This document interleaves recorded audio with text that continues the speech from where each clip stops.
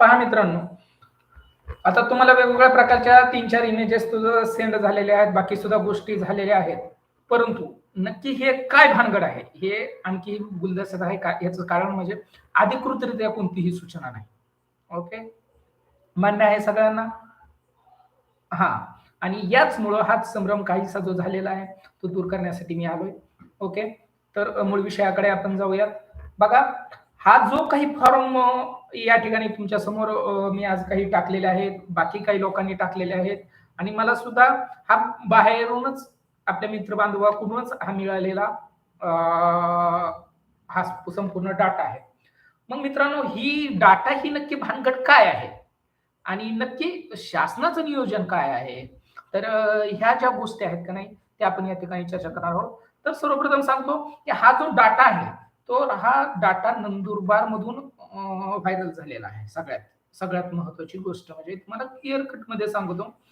हा data नंदुरबारमधून viral झालेला आहे आणि हा जो डाटा आहे, तर हा डाटा शिक्षक लॉगिनचा नसून हा डाटा जो आहे तो इओ लॉगिन किंवा सीओ लॉगिन या इथपासून तो व्हायरल झालेला आहे आणि त्याच्यामुळं काय झालेलं आहे तर शासनाची आणखी या संदर्भातली कोणतीही अधिकृत सूचना आलेली नाही. मी परत एकदा सांगतो, शासनाने अधिकृतरित्या कोणतीही सूचना किंवा पत्र किंवा नक्की काय होणार आहे याच्या संदर्भात काहीच न जाहीर केल्यामुळं याच्यामध्ये जास्त त्या ठिकाणी संभ्रमाचं वातावरण निर्माण झालेलं आहे की नक्की काय बाबा, नक्की हे होणार आहे नाही होणार आहे. आणि तुम्हाला सांगतो, मी 2 दिवसापूर्वीच्या संदर्भात तुम्हाला लाईव्ह केलं होतं आणि ह्या लाईव्ह मध्ये सुद्धा आपण बऱ्याच बाबी तुमच्या निदर्शनास आणून दिलेल्या होत्या की आपण काय मागण्या केल्या, त्या संदर्भात काय त्यांची व्ह्यू आहे आणि जे काही आपण सांगितलेलं होतं त्या दृष्टिकोनातूनच हे सगळं आहे. आणि हा जो डाटा आहे तो देखील पूर्णपणे खोटा आहे किंवा आहे असं म्हणता येत नाही, परंतु हा अधिकृत नाही असं आपण म्हणू शकतो या ठिकाणी. कारण की अधिकृत म्हणजे कोणतं, ज्या वेळेस ग्रामविकास विभाग थेट आपल्याला सूचना करेल सीओला वगैरे आणि त्याचं काही असेल तर ते आपण त्या ठिकाणी अधिकृत ती गोष्ट समजू शकतो. परंतु ही जी गोष्ट आहे तर ती ही एक लिकेज प्रक्रियामधली ही गोष्ट आहे. आणि हे जे आहे तर ते सीओ युओ लॉग इनला दिसत असावं ह्या सगळ्या जो डाटा आपल्याकडे आलेला आहे त्याच्यावरून माझं जे काही मत आहे की युओ किंवा सीओ लॉग इनचं लॉग इन वरून हे सगळं दिसत असावं आणि त्यामध्ये हे जे काही बाकीच्या त्याच्यामध्ये बघा तुम्हाला तारखा वगैरे दिसत आहे की फॉर्म भरायची तारीख काय, बाकी रोस्टर अपडेट करण्याची तारीख वगैरे हे आलेलं आहे. बघा आता अपलोड आणि अप्रूव्ह रोस्टरच्या तारखा बरोबर आहेत तेव्हापासून 22-23 तारखेपासून आपल्याला ते रोस्टरच्या संदर्भात आलेलं आहे. पब्लिश रोस्टरची तारीख आपल्याला 26 ते 28च्या दरम्यान दिलेली आहे. याच्यामध्ये इंटर डिस्ट्रिक्ट ऍप्लिकेशनची तारीख दी आले ती 27/11 आणि 28/11 अशी या ठिकाणी याच्यामध्ये दाखवण्यात आलेली आहे. परंतु जर याचा आताच्या या पीडीएफचा आणि आपल्या जुन्या जो गेल्या वर्षी ज्या बदल्या झाल्या ह्या सगळ्यांचा जर अभ्यास केला तर अशा तारखा बरेच वेळेस त्या अपडेट होत गेलेल्या आहेत आणि योग्य टप्प्यानंतर त्याच्यामध्ये योग्य ते बदल देखील त्याच्यामध्ये होत गेलेले आहेत. ओके. आणि म्हणून माझं स्पष्ट मत या संदर्भात आहे की हा जो डाटा आहे तो इओ सीओ लॉगिनचा आहे आणि हे जरी अधिकृत नसेल तरी जे प्रथमदर्शनी दिसतंय किंवा जो आपला अभ्यास आहे किंवा जे आपल्या सोर्स कडून जी माहिती मिळते तर ह्या दृष्टिकोनातून आम्ही फार ग्रामविकास विभागाशी त्या ठिकाणी संपर्क साधण्याचा प्रयत्न केला, संपर्कही झाला, परंतु त्यांनी सांगितलं की आम्ही हे अधिकृत आणखी कोणतंही काढलेलं नाहीये. एवढं त्यांनी आपल्याला कळवलं की अधिकृतरित्या आणखी आम्ही कोणतं सांगितलं नाही, तुम्ही कसं काय म्हणता बाकीच्या गोष्टी या त्याच्यामध्ये गोष्टी आहेत. आणि त्याच्यामुळं हे जरी अधिकृत नसलं तरी शासनाचं जे काही नियोजन आहे किंवा जे काही करायचं आहे तर ती हीच गोष्ट आहे, त्याच्यामधल्याच या गोष्टी आहेत शासनाने जे ठरवलेलं आहे. परंतु आणखी एक गोष्ट लक्षात घ्या, कोणतीही गोष्ट जोपर्यंत अधिकृत होत नाही तोपर्यंत त्याच्यामध्ये काही बदलाचे चान्सेस असतात आणि तशा काही घटना घडू शकतात आणि त्यामुळं काही गोष्टी 19-20 याच्यामध्ये सुद्धा होऊ शकतात. ही एक गोष्ट सर्वप्रथम सगळ्यांनी डोक्यामध्ये ठेवा की म्हणजे आत्ताच आणखी हे म्हणजे पूर्ण घडलेलं आहे किंवा पूर्ण झालेलं आहे किंवा शासनाने जाहीर केलेलं आहे अशातली ही गोष्ट नाहीये पूर्णपणे. म्हणून यात काही बदल संभव होण्याचे चान्सेस आहे. परंतु बाकीची जी प्रोसेस आहे ती या पद्धतीने होईल असं वैयक्तिक माझं मत आहे. कारण की जे आम्ही विविध सोर्सेसच्या माध्यमातून माहिती मिळवत असतो, अधिकाऱ्यांशी चर्चा करत असतो किंवा सचिवापर्यंत ज्यावेळेस विषय पोहोचत असतो, तर बऱ्याच गोष्टी आपल्याला त्या फिलिंग जाणवतात. जरी आणि काय असतं शासनाचं आणखी एक, काही गोष्टी अ, जाहीर करेपर्यंत ते पूर्णपणे सांगत नाहीत समोरच्याला. हे पण त्यातलं हे वैशिष्ट्य असतं. त्याचं कारण काय? तर त्यांच्यासमोरही अनेक अडचणी असतात, काही गोपनीय गोष्टी असतात, ह्या सगळ्या बाबी असतात आणि म्हणून त्या अनुषंगाने आज तरी त्यांनी जरी अधिकृत जरी केलेलं नसेल, तरी होय, माझं तरी असं स्पष्ट मत आहे, की हे त्यांच्या नियोजनातलाच भाग आहे. बाकीचं जे काही आलेलं आहे ते. त्याच्यामुळं नक्कीच पुढील 2 ते 3 दिवसामध्ये म्हणा, 1 ते 2 दिवसामध्ये म्हणा किंवा उद्या देखील या संदर्भातल्या पुढील हालचाली घडू शकतात. लवकरच पोर्टल आपल्या सर्वांसाठी खुलं होणार आहे आणि जे डिसेबल दिसत आहे त्याचं एकच कारण आहे सगळ्यात महत्त्वाचं म्हणजे, की अद्याप पावेतो सर्व जिल्हा परिषदांची रोस्टर हे अपूर्णपणे याच्यावर अपडेट झालेले नाही. आणि हे जे काही रोस्टर काही जिल्हा परिषदांचे बाकी आहे, त्यांनी जागा दाखवणं बाकी आहे. तर त्या अनुषंगाने कदाचित ती वेळ जी योग्य असेल, त्या योग्य वेळेला शासनाकडून या संदर्भात याच पद्धतीचं अधिकृत पत्र निघेल, अशी एक शक्यता आहे आणि म्हणून त्याच्यामुळं कोणीही जास्त भांबावून जाऊ नका. अधिकृत पत्र येईपर्यंत आपल्याला थोडा संयम त्या ठिकाणी धरावा लागणार आहे आणि एकंदरीत ह्या सर्व अभ्यासावरून नक्की याच्यामध्ये काय होणार आहे? आता ज्यांनी फॉर्म भरलेले नाही 2022ला, तर मी परवा दिवशी जो लाईव्ह घेतलं, त्यावेळेस देखील तेच सांगितलं, की आत्ताच सध्याचं जे काही वातावरण आहे किंवा जे चालू आहे, ते आपल्याला अनुकूल नाही नवीन फॉर्म भरणाऱ्यांसाठी आणि म्हणून नवीन फॉर्म भरणाऱ्याला संधी मिळेल ही शक्यता कमी आहे. आपण मागणी केलेली आहे. आपला पाठपुरावा अद्याप तो चालू आहे. आपण आणखीही प्रयत्न करतोय, की कसं या बांधवांचा देखील समावेश या बदली प्रक्रियेत होईल. याच्यासाठी आपले प्रयत्न नक्कीच चालू आहेत. परंतु जोपर्यंत ते पूर्णपणे अधिकृतरित्या त्या संदर्भात काहीतरी येत नाही, तोपर्यंत आपण असं गृहीत धरूयात, की 2022च्या लोकांना सध्या तरी या प्रक्रियेतून बाजूला ठेवलेलं आहे. म्हणजे 2022ला फॉर्म न भरलेल्या लोकांना. ओके. त्याच्यामुळं सध्याचं जे चालू आहे आपण केवळ तेवढा विचार करूयात, की ज्यांनी 2022 मध्ये फॉर्म भरलेले आहेत, त्यांच्यासाठी हे चालू आहे. ओके. आणि ह्या जर बाबींचा जर अभ्यास केला, बाकीच्या बाबींचा सर्व जर अभ्यास केला, तर याच्यामध्ये आपल्याला तुम्हाला 4-5 फॉर्म त्या ठिकाणी मी सेंड केलेले आहेत. बघा, तर हे तुम्हाला फार एन-ओ-सी पासून त्या ठिकाणी नक्की तुम्हाला फॉर्म कसे भरायचे, काय करायचं, तर या संदर्भात माहिती दिलेली आहे. तर जे जे मी तुम्हाला 2 दिवसापूर्वी लाईव्हमध्ये सांगितलेलं होतं, जे सोर्सेसच्या माध्यमातून आपल्याला माहिती मिळालेली होती, अगदी योग्य, अगदी त्याच पद्धतीने सगळ्या घटना ह्या घडत आहेत. आणि म्हणून त्याच्यावर विश्वास ठेवायला आपल्याला पूर्णपणे वाव आहे. हे जे आहे हे खरं मानायला आपल्याला वाव आहे. परंतु तरीही मी तुम्हाला आणखी जाणीवपूर्वक सांगेन, की जोपर्यंत याचं अधिकृत पत्र येत नाही, तोपर्यंत मी तुम्हाला असं म्हणजे शब्द देऊनच सांगू शकत नाही, की हे 100% खरंच आहे. मी तरी नाही सांगू शकत किंवा तुमची दिशाभूल करणं हा माझा कोणताही हेतू नाही किंवा तसा कोणाचाही असता कामा नये. म्हणून मी सगळ्या गोष्टी तुमच्यासमोर क्लिअर करत असतो. बघा, काही मतं असतात, काही आपला अभ्यास असतो, काही आपल्याला सोर्सेसची माहिती असते. ह्या सगळ्याचं एकंदरीत म्हणजे आपण मांडलेलं त्याच्यावरूनचे मत असतं. आणि म्हणून ह्या मताच्या आधारावर मी तुमच्याशी ही चर्चा करत आहे. ओके. तर बघा, तर यानुसार नक्की काय होऊ शकतं तर बघा, एन-ओ-सी सुद्धा संदर्भ एन-ओ-सी संवर्ग आहे. संवर्ग 1 आहे, संवर्ग 2 आहे आणि जनरल संवर्ग असे हे आपले 4 संवर्ग आहेत एकूण.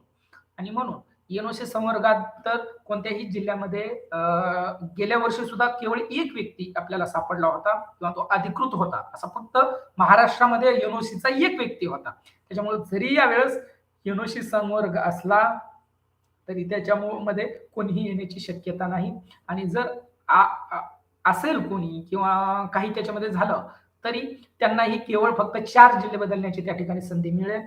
दुसरी गोष्ट संवर्ग 1, 2 किंवा जनरल संवर्ग.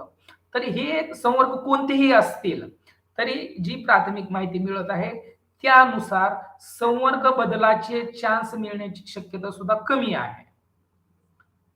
पहा, संवर्ग बदलाचे चान्स मिळतीलच याची शक्यता आणखीही मी सांगतो, की कमी आहे. पण ते मिळणार नाहीत असं मला मी अजिबात म्हणत नाही.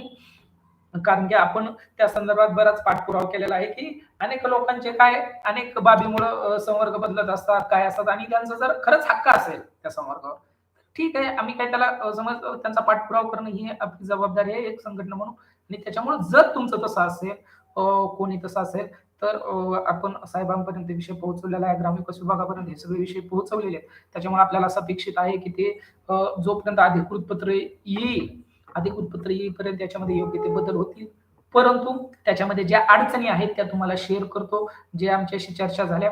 तर बाकीच्या गोष्टी काय आहेत, का हे अपडेट करायला आपल्याला संधी देत नाहीयेत बाकीच्या गोष्टी. तर ह्याची मी तुम्हाला लाईव्हमध्येही सांगितलं होतं, आजही तेच सांगतो, की जर आपल्याला अपडेट करायला जर पूर्ण संधी दिली आहे, प्रोफाइल अपडेट करायला असेल, तुमची माहिती बदलायला असेल, तर काय होतं, की पूर्ण प्रक्रिया 15, 20, 30 दिवसापर्यंत ही जाऊ शकते. 1 महिन्याचा, दीड महिन्याचा प्रोसेस बदलीला लागू शकतो. तेच नवीन फॉर्म भरायला जरी संधी दिली तरी तेच आहे. आपण किती म्हणत असलो ना, 1 दिवसात होईल, 2 दिवसात होईल. आपण अधिकाऱ्याशी चर्चा करताना असं म्हणत असतो, त्यांचं मत वळवण्यासाठी. पण वस्तुस्थिती ती नाही आहे. हे आपण गेल्या टप्प्यात बी अनुभवलं आणि आताही अनुभवणार आहोत. आणि म्हणून जर त्या ठिकाणी फॉर्म भरायला संधी दिली, तर प्रत्येक तुम्हाला जो संवर्ग आहे, त्या संवर्गाने आहे वेगवेगळे वेळापत्रक देणं. दुसरी गोष्ट, एकदा ते झालं, तर त्याच्यानंतर परत हा डाटा जो आहे, पूर्णपणे त्या ठिकाणी जिल्हा परिषदला व्हॅलिड करणं आहे, की तुमचा जो भरलेला फॉर्म आहे, परत ते चेकअप करणं आहे. आणि ही एक लेंथी आणि वेळखाऊ प्रोसेस आहे आणि सध्याची जी शिक्षक भरतीची प्रोसेस चालू आहे, तर त्या शिक्षक भरतीच्या प्रोसेससाठी देखील शासन पूर्णपणे त्या ठिकाणी आग्रही आहे. कोणत्याही परिस्थितीत त्यांना भरती करायची आहे. त्यांच्यासमोरही अनेक आव्हानं आहेत. त्यातलं हे एक आव्हान आहे आपलं. म्हणून आपल्याला लवकरात लवकर क्लोज करून, कारण की काही घडामोडी घडलेल्या होत्या, की कदाचित बदल्या सुद्धा त्या ठिकाणी कॅन्सल झाल्या असत्या. परंतु आपण अनेक प्रयत्न करून ह्या सगळ्या बदलीवाल्याचा हक्क बदलीवाल्याला मिळाला पाहिजे. भरतीवाल्याचा हक्क भरतीवाल्याला मिळाला पाहिजे. या संदर्भात योग्य ते आपण पाठपुरावा केलेला आहे आणि त्याचा परिणाम आपल्या सर्वांच्या समोर आहे. आणि म्हणून तुम्हाला सांगतो, आता देखील जे काही शक्य आहे बघा, ज्यावेळेस तुम्ही संघटना म्हणून किंवा एक सामूहिक नेतृत्व म्हणून काम करत असाल, तर तुमची जिम्मेदारी असते, की सगळ्यांना न्याय देणं, योग्य वेळ ज्याच्यावर अन्याय होतो त्याला न्याय देणं. पण ते करत असताना बाकीच्यावरही अन्याय होणार नाही, याची देखील आपल्याला खबरदारी घ्यावी लागते. जर काही गोष्टी होतच नसतील, तर फक्त ते अडकून ठेवून काम भागत नाही, तर आपल्याला एक स्टेप पुढे चालावं लागतं आणि हे करून घ्यावं लागतं. आणि शासनाचे आपण जे असतो, ह्या संघटना जे असतात ते डोळे असतात, की शासनाला जे कळत नाही तिथं बसून ग्राउंड लेवलला काय आहे हे पोहोचवण्याचं काम त्यांच्यापर्यंत आमच्यासारख्या लोकांचं असतं. ते आम्ही वैयक्तिक मी तरी व्यवस्थितरित्या करत आहे. माझ्या पद्धतीने मला जे शक्य आहे, जे तुमचे अडी-अडचणी प्रश्न आहेत, जे पोहोचवणं शक्य आहे, माझ्या माध्यमातून जे माझे चॅनल्स आहेत, जे शिक्षक महासंघाचं आमची पूर्ण टीम आहे, या वेगवेगळ्या माध्यमातून प्रयत्नरत असते या संदर्भात. आणि म्हणून ह्या सगळ्या बाबीवर तुमचे प्रश्न जे योग्य आहेत ते आपण योग्य ठिकाणी पोहोचवलेले आहेत. परंतु याच्यावर निर्णय घेणं हे पूर्णपणे त्या ठिकाणी शासनावर अवलंबून असतं आणि त्याच्यामध्ये कधी-कधी आपल्याला जर एखादं शक्यच होत नसेल, तर त्याला पर्याय देखील देत चालावं लागत आहे. असतात. म्हणजे शासनाला आणखी पुढं ज्यावेळेस निर्णय प्रक्रियेत निर्णय घ्यायच्या त्यावेळेस आपण केलेली चर्चा त्या ठिकाणी लाभदायक ठरत असते. आणि म्हणूनच ही जी काही आमची चर्चा झालेली आहे, जरी बाय चान्स जर आपण शक्यच झालं नाही, नवीन लोकांना फॉर्म भरण्यासाठी किंवा 2022 ला फॉर्म न भरलेल्यासाठी, तर त्यांना मी आणखीही सांगेन, की त्यांना बदलीतून बाहेर जावं लागणार नाही किंवा बदल्या प्रक्रिया बंद झाल्या किंवा 21 जूनचा शासन निर्णय आला म्हणून ते पूर्णपणे बदलीच्याच प्रक्रियेतून बाहेर जातील किंवा इथून पुढे कधीच बदली होणार नाही. तर असं आपण कोणत्याही परिस्थितीमध्ये त्या ठिकाणी होऊ देणार नाही. त्या ठिकाणी आपण शासन दरबारी सुद्धा हा विषय मांडलेला आहे. त्यांनी पूर्ण सकारात्मकता दाखवलेली आहे, की जर ह्या टप्प्यात आमच्याच्याने शक्यच नाही झालं, तरी आम्ही पुढच्या वेळेस याच्यावर पूर्णपणे आम्ही यांना लोकांना न्याय देण्याचा प्रयत्न करू. हे आपल्याला त्या ठिकाणी आश्वासक चर्चा त्या ठिकाणी झालेली आहे. म्हणून ही पण एक गोष्ट आहे. परंतु आपण तरीही त्यांना आग्रह केला, ते ठीक आहे. परंतु तरीही तुम्ही काय करा, तर ह्या टप्प्यामध्ये कसं भेटेल याच्यावर काम करा. ओके. तर तो हे मुद्दा झाला. हां. आणखी याच्याशिवाय कोणाचे काही मुद्दे असतील तर फास्टमध्ये तुम्ही बी माझ्याशी शेअर करा म्हणजे मला लगेच त्या मुद्द्यावर हां. गणेश कुट्टे पाटील म्हणतायत, "सर राज्य रोस्टर एक करून एकदा एकदा सरसकट सर्व आंतरजिल्हा बदल्या करण्यासाठी पाठपुरावा करा." तर सर मी तुम्हाला हॉनेस्टली सांगतो अ, कुठे पाटील, की राज्य रोस्टर हा कालबाह्य झालेला मुद्दा आहे. आपण खूप पछाडलं, जंग-जंग पछाडलेलं आहे.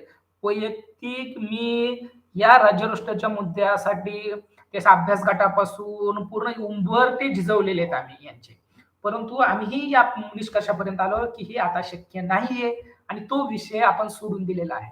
कारण की उगाच भिंतीला धडका मारून रस्ता तयार होत नसतो, दरवाजा तयार होत नसतो, ही ज्यावेळेस लक्षात आलं, त्यामुळे आम्ही तो सोडलेला आहे.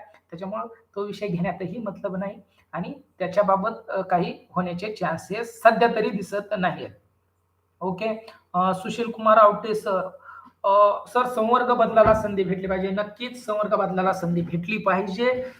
याबाबत आपण ही शासनाच्या दरबारी सगळ्या गोष्टी पोहोचवलेल्या आहेत आणि भेटायलाच हवी. कारण की जर एखाद्याचा संवर्ग बदलल्याने त्याचा किंवा नंतर काही कारणास्तव संवर्ग बदलत असेल, तर त्याला ती भेटायला पाहिजे. ह्या बाबी आपण पोहोचवलेल्या आहेत. बघूया याच्यात काय होईल तर. परंतु जे सध्याचं जे प्राथमिक माहिती मिळत आहे, तर हे तेवढं संवर्ग बदलासाठी सुद्धा अनुकूल नाही. फक्त एका गोष्टीसाठी सगळ्यात अनुकूल आहे सगळी माहिती, ती म्हणजे तुम्हाला कमीत कमी ऑप्शन बदलण्याची संधी त्या ठिकाणी मिळणार आहे. हे कन्फर्म आहे. ओके. त्याच्यामुळं ही सुद्धा गोष्ट महत्त्वाची आहे आणि हे जे काही आहे बरं का, परत आणखी सांगतो, हे माझे मत आहे. हे लक्षात घ्या. हे म्हणजे तुम्ही अंतिम सत्य मानता. मी बोललो म्हणजे ते अंतिमच असेल असं नाही. तुम्ही शक्यता गृहीत धरू शकता त्याच्यामध्ये. बघा, माझ्या अभ्यासानुसार मी तुमच्या समोर मांडतोय, परंतु ते 100% खरं असावंच, असं तुम्हीही कृपया कोणी डोक्यात घेऊ नका. किंवा खरंच असेल, कारण की याच्यामध्ये हा काय पूर्ण ऑथेंटिकेट डाटा किंवा पूर्ण माहिती आपल्याकडे देखील नसते किंवा कोणत्याही व्यक्तीकडे नसते. तुम्हाला खरी गोष्ट सांगू तुम्ही. कोणी किती दावे करत असताना ना हे खोटे असतात आणि तसा दावा आपण कधीच करत नाही. आणि म्हणून तुम्हाला तेच सांगतो, की हे काही मतमतांतर सुद्धा याच्यामध्ये असतात. हे गृहीत धरून ते गृहीतक तुम्ही तुमच्या ह्याच्यामध्ये फिट करून नंतरची सगळी चर्चा ऐका. नाहीतर परत तुम्ही म्हणताल, की आमटे सरनी सांगितलं होतं आणि कसं काय नाही घडलं. तर अधिकृत आणखी नाही याचं पत्र निघालेलं. त्यामुळे आपल्याला तोपर्यंत थोडी संयम धरावा लागणार आहे. परंतु एकदम याची दिशा काय आहे आणि त्या संदर्भात माझे मतमतांतर मी तुमच्यासमोर सादर करत आहे. ओके. हां. ॲब्सोल्यूट आमिर कधीपर्यंत होईल पूर्ण बदली प्रक्रिया आणि नवीन भरती कधीपर्यंत सुरू होईल? हां. तर हे सुद्धा मी तुम्हाला सांगितलं, की नवीन भरती आपली ही बदली प्रक्रिया हा काही खूप दिवसाचा नाही. फार तर 2-3 दिवसामध्ये बी 2-3 दिवसाच्या आत ही सुरू होईल आणि पुढील 2-3 दिवसात म्हणजे 5-6 दिवसात सुद्धा ही कंप्लीट होण्याचे चान्सेस मोठ्या प्रमाणात आहेत. आणि एकदा बदली प्रक्रिया कंप्लीट झाली, तर लगेच भरती सुरू होईल. फक्त भरती प्रक्रियेसमोरचं एक जे आव्हान आहे, पेसाचं आहे. पेसाची काहीतरी पेसा संदर्भातली जी केस चालू आहे सुप्रीम कोर्टासमोर 29 तारखेला माझ्या माहितीस तो काहीतरी 29-30 तारखेला काहीतरी त्याची सुनावणी आहे. आणि ती सुनावणी झाली, की कदाचित याच्या संदर्भातला मार्ग शासनालाही दिसेल नक्की हे कसं करायचंय. आणि माझं परत जर शिक्षक भरतीचे इथं बांधव असतील त्यांना एक आग्रहाचं आणखी एक निवेदन करायचं आहे, की शासन प्रशासनाच्या विरोधात बोलताना कृपया आपण देखील संयम ठेवून त्या ठिकाणी बोलणं गरजेचं आहे. अनेक त्या ठिकाणी आता नवीन शिक्षक भरतीत अनेक खूप प्रकारचे नेते झालेले आहेत. अनेक क्लासेस चालक मी बऱ्याच जणांचे त्या कधी-कधी माझ्याकडून व्हिडिओ पाहण्यात येतात. अनेक क्लासेस चालक वगैरे त्या ठिकाणी व्हिडिओ झालेले आहेत. शासनाला, मंत्र्यांना पार तुम्ही "अरे तुरे, का रे?" असं इतकं म्हणजे असं आपण बोलतो, तर खरंच कृपया ठीक आहे. कोण योग्य करत असेल, कोण नाही योग्य असेल, तुमची भूमिका मांडा. पण संविधानिक चौकटीत मांडली पाहिजे आपण. ज्यावेळेस आपण चौकटी ह्या सोडतो, तर ते काही गोष्टी चुकीच्या असतात आणि म्हणून कृपया कुणीही चुकीच्या गोष्टीचं समर्थन करू नका. कमीत कमी जे आमच्यावर विश्वास ठेवणार आहेत, त्या बांधवांना देखील मी सांगेन, की तुम्ही नक्की टीका करा. शिक्षण मंत्र्यावर असू द्या, कोणावर असू द्या. ते खरं बोलत असतील, खोटं बोलत काय, ही गोष्ट वेगळी. परंतु असत्य भाषेत, एकदम तुच्छ भाषेत एखाद्याविषयी बोलून एक लोकप्रियता मिळवण्याची, एक स्वस्त लोकप्रियता मिळवण्याचं एक हे माध्यम बनलेलं आहे आज. सोशल मीडियाच्या माध्यमातून. उगा YouTubeला घ्यायचं, लगेच क्लासेसवाल्याला वाटतं आपल्याकडं 1000 पोरं येतील, 10,000 पोरं येतील. आपण पॉप्युलर व्हायला लागलो म्हणून अरे, का रे, काही पण बोलायचं. अजिबात नाही. आणि एक शिक्षक म्हणून ज्यावेळेस तुम्ही जाताय, तर हे गुण अगोदर आपण आपल्यात घेतले पाहिजे, की आपण आदर करूनच बोललं पाहिजे. आपला दुश्मन जरी असाल तरी. ओके. ही गोष्ट एक ध्यानात ठेवा. Okay. Sir Gajanan Patil sir मध्ये सर बुलढाणा झेडपीला बदल्यामध्ये 52 जागा घेतल्या आणि यावेळेस 44 अतिरिक्त दाखवत आहे. असे कसे रोस्टरमध्ये काही घोळ आहे का? तर गजानन कुटे पाटील सर तुम्हाला या ठिकाणी मला लक्षात आणून द्यावं लागेल, की बघा रोस्टरच्या संदर्भात जे आज तुमच्या समोर रोस्टर आहेत याच्या संदर्भात खूप मोठं काम आपण या ठिकाणी केलेलं आहे. आज जे रोस्टर एवढे कंप्लीट झालेत का नाही जवळपास सर्व जिल्हा परिषद तर त्याचे मुहूर्त मेढ कोणी रवले असेल तर ते आम्ही आहोत. आमची बरीच त्या ठिकाणी टीम आहे. आम्ही या ठिकाणी जवळपास मला वाटते 26 का 27 जून मध्ये बहुतेक जून जुलै आता एक्झॅक्ट तारीख मला आठवत नाही. तुम्ही जर माझं फेसबुक वगैरे पाहिलं तर तुम्हाला लक्षात येईल. तर आम्ही शिक्षण मंत्र्यांसोबत त्या ठिकाणी मीटिंग लावलेली होती. शिक्षक बदली आणि शिक्षक भरती या अनुषंगाने अनेक पुरावे जे याच्यामध्ये घोटाळे आहेत रोस्टरमध्ये तर हे सगळे आम्ही त्या ठिकाणी शासन दरबारी मांडले आणि जवळपास सर्व विभागाचे मेन सचिव त्या मीटिंगला आमच्या सोबत होते. स्वतः शिक्षण मंत्री त्या ठिकाणी आमच्या सोबत मीटिंगला होते आणि सर्व बाय प्रूफ निशी सर्व त्यांना सगळं आम्ही दाखवलं की किती अनियमितता आहेत याच्यामध्ये आणि ह्या अनियमितता आल्यानंतर त्या ठिकाणी फार जवळपास भूकंप व्हायचं बाकी होतं. एवढं प्रक्षोभक वातावरण त्या ठिकाणी त्या मीटिंग मध्ये आमचं झालेलं होतं. परंतु शासनाकडून कोणालाही त्याच्यावर रिप्लाय देणं शक्य झाले नाही कारण की जो डाटा होता तो बाय प्रूफ होता. सगळं होतं म्हणजे त्याच्यामध्ये संशय घ्यायला कुठंच जागा नव्हता आणि म्हणून हे जे व्यू त्या ठिकाणी बनले आणि त्यांना मी पहिलं सांगितलं की तात्काळ तुम्ही जे असतील तुमच्या यंत्रणेमार्फत रोस्टर अद्ययावत करा. जे योग्य असेल ते योग्य करा. कोणत्याही प्रवर्गाचे असेल काहीही असेल तरी जे नियमानुसार असेल ते करा. आता बघा ज्यावेळेस शासन आदेश देतं शासनाच्या हातात तर काहीच नसतं की रोस्टर कसे करायचे कारण की प्रत्येक जागेवरची यंत्रणा वेगळी असते. प्रत्येक जिल्ह्यातली यंत्रणा वेगळी असते. पार त्यातून सीओ पासून शिक्षण अधिकारी पासून लिपिक रोस्टर तयार करण्याचे याच्यामध्ये ते जे नेमलेले ते आणि त्याच्यानंतर हे सर्व प्रमाणित करणारं मावक आणि हे जे लोक असतात हे काही एका कॅटेगरीचे कोणत्याच कुठंच नसतात. सगळ्या कॅटेगरीचे लोक असतात. त्याच्यामुळं जे काही असतं का नाही कोणीतरी म्हणायचं ह्याने हेतू पुरस्पर केलं कोणीतरी म्हणायचं त्याने हेतू पुरस्पर हा हे हेतू पुरस्पर गोष्टी झालेल्या आहेत पण ह्या पूर्वी झालेल्या आता त्या शक्य नाही. कारण की आज आपण सगळे जागे झालेलो आहोत. बाय प्रूफ निशी त्यांना दाखवलेलं आहे आणि आम्ही त्या ठिकाणी सांगितलं डायरेक्ट मी तर त्यांना मागणी केली की तुम्ही डायरेक्ट याच्यावर केसेस दाखल करा. जे याच्यामध्ये दोषीत ना फार हा खूप मोठा रोस्टरमध्ये घोटाळा करणं हा खूप मोठा क्राईम आहे. इतकं सोपं नाही कुणाला रोस्टरमध्ये घोटाळे करणं. हा खूप मोठा गुन्हा आहे. तुम्ही गुन्हे दाखल करा. एसीबी कडून तुमची जी राज्याची यंत्रणा आहे सीबीआयच्या धर्तीवर त्यांच्याकडून तुम्ही चौकशी करा किंवा निवृत्त न्यायाधीशाच्या मार्फत चौकशी करा आणि त्याचा सोक्ष लावा.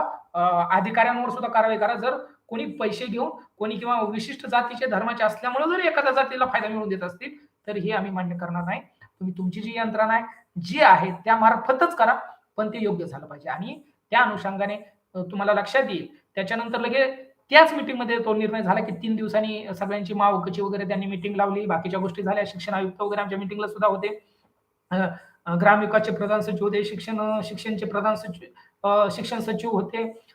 सगळे म्हणजे हे लोक आहेत का हे टॉपचे लोक सगळे होते. त्याच्यामुळं सामान्य प्रशासनचे भांगे साहेब देखील आमच्या सोबत होते मीटिंगला.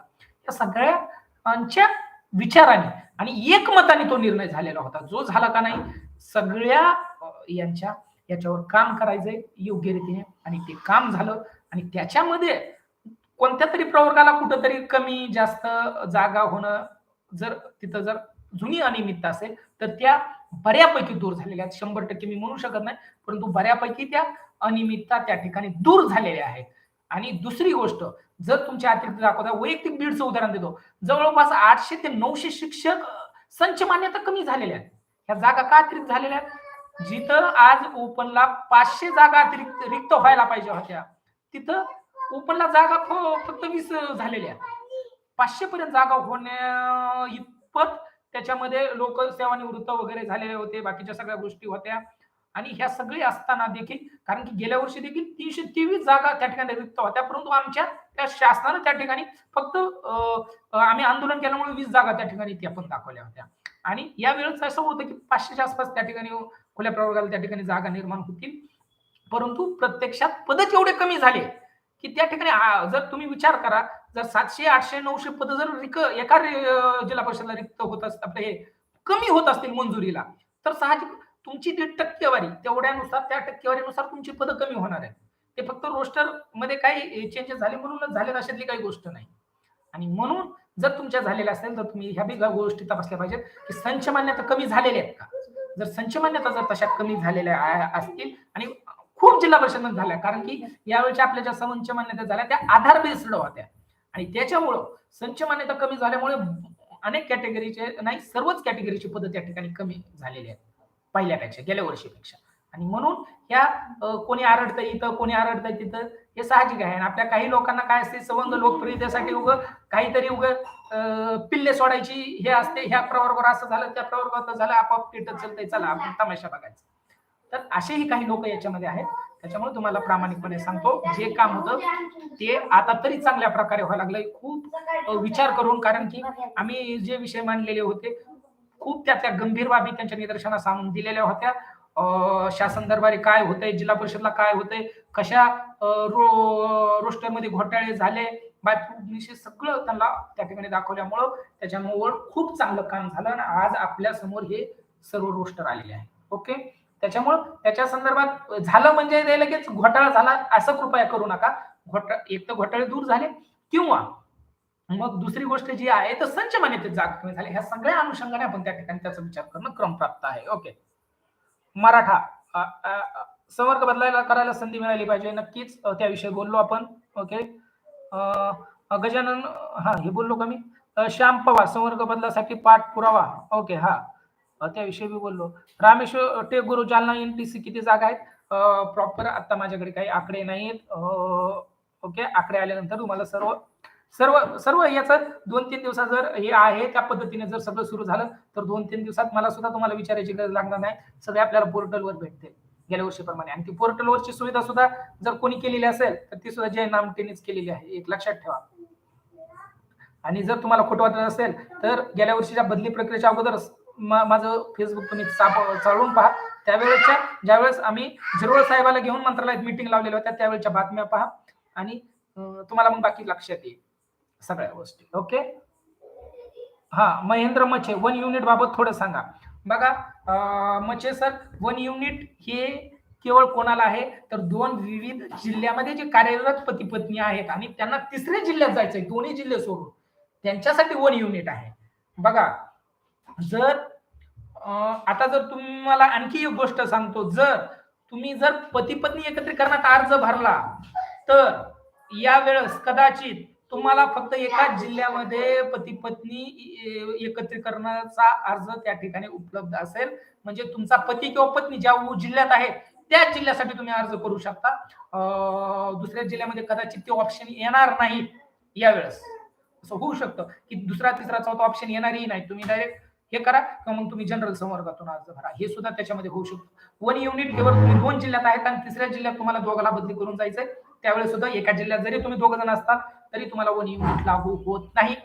हे लागू व्हावं याच्यासाठी आपण अथक प्रयत्न केले, बदली अभ्यास गटासमोर केले, परत यांच्या समोर बाजू मांडल्या, परंतु काय माहित नाही ते काय ऐकत नाही. त्यांना आम्ही सांगितलं मी तर शेवटी यांना एवढं सांगितलं जनरल संवर्गातून त्यांना 1 युनिट द्या, जनरल संवर्गातून द्या. झाले ना बदल्या दोघांच्या होऊ द्या, नाही तर कोणाचीच नाही होऊ द्या. एकाला बदली करून जर तुम्ही एक सिनियर जात असेल आणि एक ज्युनियर जर त्यांची जोडी फुटत असेल तर काय कामाचं, हे सुद्धा मांडलं. परंतु ते आपलं त्यांनी ऐकलेलं नाही ह्या गोष्टीवर देखील. म्हणून सध्या तरी असा नियम नाही की एका जिल्ह्यात असतील तरी त्यांना स्पेशल जावं लागेल आणि एकमेकांच्या जिल्ह्यात असतील तरी त्यांना तर झालं एकत्रीकरण झालं, त्यात 1 युनिटचा काही संबंध नाही. फक्त 2 जिल्ह्यातून असतात तर तिसऱ्या जिल्ह्यात जाण्यासाठी. ओके. पांडुरंग आंधळे बदलीसाठी अंतरला प्राधान्य पाहिजे. 4 किलोमीटर आम्ही आहोत व नगरचे बीडच्या औरंगाबादला बदली करतात, लांबचे लांब राहतात. नक्कीच सर हा मुद्दा जरी विचार करण्यासारखा असला म्हणजे वस्तुस्थिती आहे, परंतु तो नियमात बसवण्यासारखा नाहीये. परिस्थिती नाहीये तशी की आपण त्याला काहीतरी नियम असं बसवू, तशी मागणी देखील करू. आणि तसं काही सुचत असेल तुम्हाला तर नक्की हे करा. तर आपण जर खरंच ते न्यायपूर्ण वाटलं आपल्याला तर आपण त्यांच्यापर्यंत पोहोचू. पण काहीही बघा तुम्हाला आणखी एक स्ट्रॅटेजी सांगतो, मी कधीही काहीही मागण्या नेत नाही. ज्या योग्य असतील, ज्या कायद्याच्या कसोटीवर टिकणार असतील, ज्या खरंच नैतिकदृष्ट्या कायदेशीरदृष्ट्या कुठंतरी त्यामध्ये सोर्स असेल तर त्या मागण्या आपण घेऊन जातो. तरी मला या मागणीमध्ये असं वस्तुस्थिती आहे. हे होतंय, की काय होतं तिथल्या तिथं साखळी किंवा इतर ह्याने जुने मागचे लोकं जातात आणि आपण लांबचे लोक आहेत म्हणून मग बाकी तसेच राहतात. ही वस्तुस्थिती आहे, हे सगळ्याला माहीत आहे. परंतु वस्तुस्थिती जरी असली तरी ते नियमात बांधणं सध्या तरी कोणतंही माझ्या तरी दृष्टीत नाही. तुमच्या कोणाच्या दृष्टीत असेल तर नक्की सांगा. रामेश्वर बडक सर, शिक्षण मंत्री यांचे पत्र असताना फॉर्म भरण्याची संधी का मिळत नाही? बघा बडक सर एकदम क्लिअर सांगतो याच्याविषयी. का भेटत नाही आणि का? बघा याच्या संदर्भात 2-3 गोष्टी आहेत. सर्वप्रथम पहिलं म्हणजे 21 जून 2023 शासन निर्णय, जो की शालेय शिक्षण विभागाने काढलेला होता. जर शिक्षण मंत्री यांना खरंच लोकांना फॉर्म भरण्याची संधी उपलब्ध करून द्यायची होती, तर त्यांनी एक तर 21 जूनचा शासन निर्णय रद्द करणं गरजेचं होतं किंवा फार तर कमीत कमी त्याच्यामध्ये सुधारणा आणणं अपेक्षित होतं. पत्र लिहिणं, शासन निर्णय जरी त्यांच्या विभागाने असला आणि त्यांनी नुसतं पत्र लिहिलं म्हणजेच ते लागू केलं पाहिजे असं नसतं. बघा त्याच्यामध्ये सगळ्यात अगोदर ग्रामविकास विभागानं अत्यंत मेहनतीनं 23 मे 2023 ला नवीन बदलीचं त्या ठिकाणी धोरण आणलं. पहिलं जुनं बदलून आपण जे आक्षेप आपल्यासारख्या लोकांनी घेतले होते, ह्या सगळ्यांचा विचार करून त्यांनी नवीन धोरण तोच त्याच अभ्यास गटाच्या अध्यक्षतेखाली काही सदस्य बदलून अभ्यास गट तयार केला. त्यांनी परत एकदा त्या लोकांच्या सूचना मागवल्या. त्याच्या आधारे 23 मेला नवीन आंतरजिल्हा बदलीचा शासन निर्णय जाहीर झाला. लगेच 4-8 दिवसात आंतरजिल्हा बदलीचा देखील होणार होता. परंतु या शिक्षण मंत्री महोदय किंवा त्यांच्या डोक्यात जे काही घुसलं, तर याच्यामुळे यांनी काय केलं, तर त्या ठिकाणी ग्रामविकास विभागाला सांगितलं की तुम्ही काढू नका बाबा, आपल्याला असं शासन निर्णय काढायचा की इथून पुढे बदल्या बंद वगैरे वगैरे. आणि ह्या अनुषंगाने मग आता त्यांनी कन्व्हिन्स थोडंफार केलं म्हणून त्यांनी तो पब्लिश केला नाही, नाहीतर तो जी-आर सुद्धा आपला जिल्हा अंतर्गत बदलीचा सुद्धा तयार होता. परंतु जी भूमिका त्या ठिकाणी ग्रामविकास विभागाने शिक्षण विभागाने घेतली, त्यामुळे तिथं कोणत्याही प्रकारचं त्या ठिकाणी त्याच्यावर नंतर मग त्यांनी कार्यवाही केली नाही आणि म्हणून 21 जूनला जे शासन निर्णय परत त्या ग्रामविकास विभागाला त्यांनी बंदीला आपल्या बदलीसाठी अनेक प्रकारच्या मर्यादा त्या ठिकाणी घातल्या. आणि एक गोष्ट आणखी सांगितली की 2022 आम्ही फॉर्म कायम ठेवू, इथून पुढे संधी देणार नाही. परंतु त्याच्यावर बी आपण बरेच आक्षेप घेतले, बाकीची चर्चा केलेलीच आहे. परंतु त्याचं कारण पत्र याला कायदेशीरदृष्ट्या जास्त व्हॅल्यू नाहीये.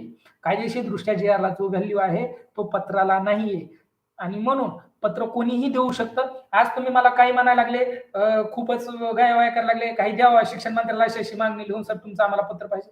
मला काय जातंय, बरं ठीक आहे, मला माहिती आहे काही होणार नाही. आता जे राज्य रोस्टरचा विषय आला, सरांनी सांगितलं, मी तुम्हाला क्लिअर गोष्टी सांगितल्या, त्या होऊ शकत नाही, आपण त्याचा पाठपुरावा करणार नाही.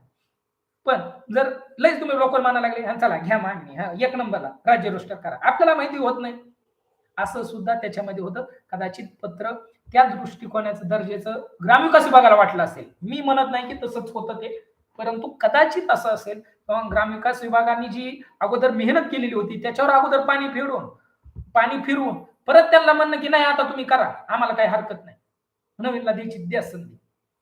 म्हणजे असं काहीतरी त्यांचं त्या गोष्टी आहेत की त्याच्यामुळं ते त्याला स्टिकअप आहे. Okay. Okay. Satish Amre sir, यावेळेस नाशिक जिल्ह्यामध्ये ओपनच्या जागा असतील का? नाशिक नाशिक बाबत थोडी जास्त माहिती नाही देऊ शकत मी तुम्हाला, कारण की माझ्याकडे डाटा नाही नाशिकचा कोणताही. ओके.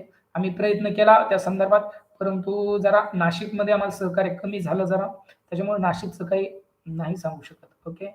शिवाजी साळवे, इंग्लिश माध्यमाचे पत्र रद्द करा, कारण तो नियम आता कोणाचे तरी ऐकून काढले आहे. शिवाजी साळवे सर, बघा आज मी बोलतोय, मला जर ज्यावेळेस वेळ मिळेल, जर भेटला उद्या, तर आपण या विषयावर स्वतंत्र मी तुमच्या संग बोलेल. कारण की खूप शिक्षक भरतीमध्ये अनेक गोष्टी या नियमबाह्य आणि काही विशिष्ट लोकांचे लांगुल चालन करण्यासाठी काही घडत आहेत. आणखीही बरंच काही शिजत आहे. या सगळ्या गोष्टीवर मी करणार आहे फेसबुक लाईव्ह. तुम्हाला हा मुद्दा मी घेतो, कारण की हा खूप महत्त्वाचा मुद्दा आहे. मराठी माध्यमाला डावलून इंग्रजी माध्यमाला देणं अत्यंत चुकीचं आहे आणि ही गोष्ट कोणत्याही कदापिही खपून घेतली जाणार नाही. याच्या संदर्भात आपण देखील पत्रव्यवहार संदर्भात केलेला आहे, परंतु त्यांनी त्याची दखल घेतलेली नाही. मला हे सांगू तुम्ही, त्याची दखल त्यांनी घेतलेली नाही योग्य ती. त्याचं कारण काय, बाकीच्या गोष्टी काय याच्या संदर्भात मला बोलायचं आहे. कारण की हे मुद्दे प्रकाशात येणं, त्याच्यावर एक आंदोलन खडं होणं गरजेचं आहे. कारण की हे नाही झालं तर भरती प्रक्रियेमध्ये खूप वाटोळ होण्याचे चान्सेस आहेत. खूप वाटोळ. आणि हे जर वाटोळ टाळायचं असेल तर मला आता त्या ठिकाणी बोलल्याशिवाय पर्याय नाही. मी बोलेल आज, परंतु आज वेळ नाही तो. Okay. Javed Shaikh sir, Beed open 20 जागा म्हणजे ओपनच्या किमान 20 बदल्या होतील असे समजायचे का? जावेद सर सर त्या संदर्भात 2-3 गोष्टी आहेत. कदाचित बीडला तुम्ही असं म्हणता तर 20 बदल्या होतीलही, ही एक शक्यता झाली. दुसरी शक्यता तिथं एकही बदली बीडमध्ये होणार नाही कोणत्याच प्रवर्गाची, अशी सुद्धा सगळ्यात मोठी स्ट्रॉंग शक्यता आहे. त्याचं कारण मी तुम्हाला सांगतो. कारण की बीडमध्ये ओरिजिनली गेल्या वेळेस जे होते तर ते फक्त रोस्टरवर होते. रोस्टरवर नव्हते तर ह्यांनी दाखवले होते काही पद अतिरिक्त. परंतु आज ओरिजिनली 152 पद त्या ठिकाणी अतिरिक्त झालेले आहेत. त्याचं कारण काय? तर संच मान्यतेत कमी आलेल्या जागा. मी मागं देखील सांगितलं होतं ना, की बीडमध्ये संच मान्यता मोठ्या प्रमाणात कमी झाल्या. तर ह्या 700-800 जागा जवळपास 800-900 जागा कमी झालेल्या आहेत. आणि याच्यामुळं काय झालेलं आहे?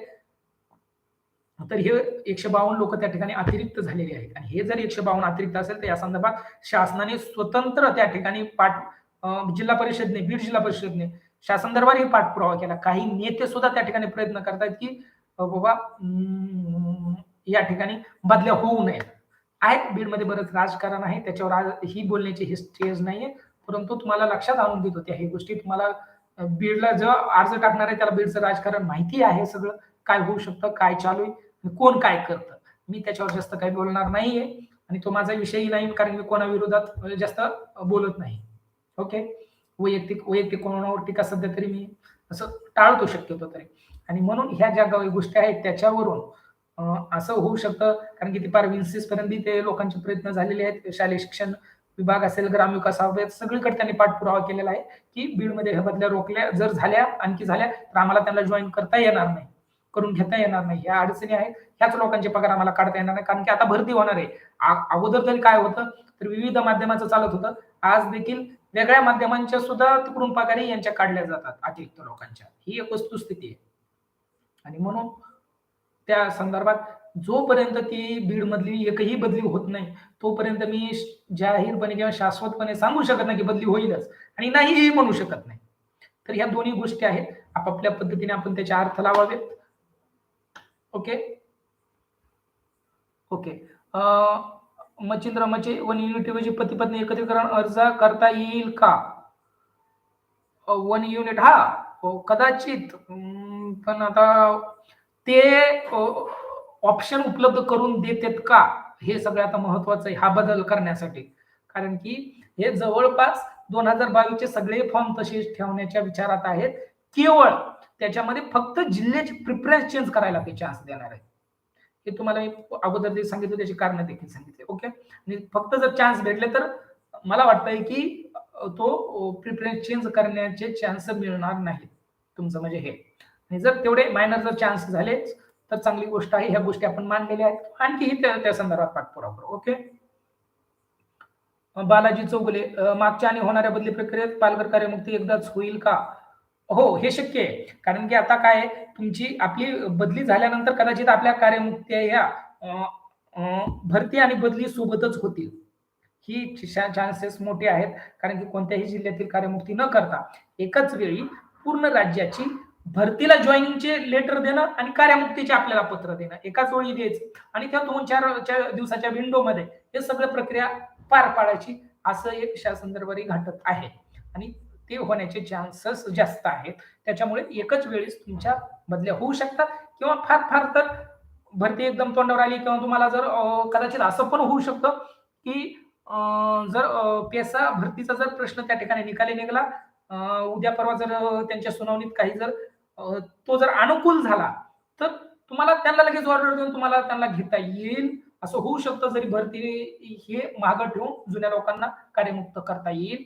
परंतु जो माझा अभ्यास आहे, जी माझ्याकडे माहिती त्यानुसार पेसा भरतीचा निकाल पेसाच्या विरोधात जाण्याचे चान्सेस मोठे आहेत. मी आणखीही सांगतो. कारण की याच्यामध्ये जे काही केलेलं आहे 100% पेसा भरती, तर 100% आरक्षण तुम्ही कुठे ठेवू शकत नाही. आणि हे आरक्षण सर्वोच्च न्यायालयानं अगोदर देखील काही राज्यांनी असे प्रयत्न केले, तिथं नाकारलेलं आहे. आणि त्याच्यामुळं ही सुद्धा केसेसमध्ये ते त्यांच्या अगेन्स्ट जाण्याचे चान्स मला तरी दिसत आहेत. माझी तशी दृष्टी असेल, काय असेल ते. आणि जर तसे जर गेले तर परत मग ते लांबणार आहे काही गोष्टी बऱ्याच. ओके.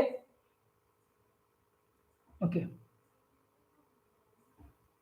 ओके.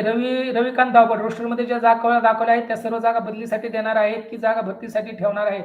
सर, या जागा न रोस्टरमधल्या जागा न भरतीच्या असतात ना बदलीच्या असतात.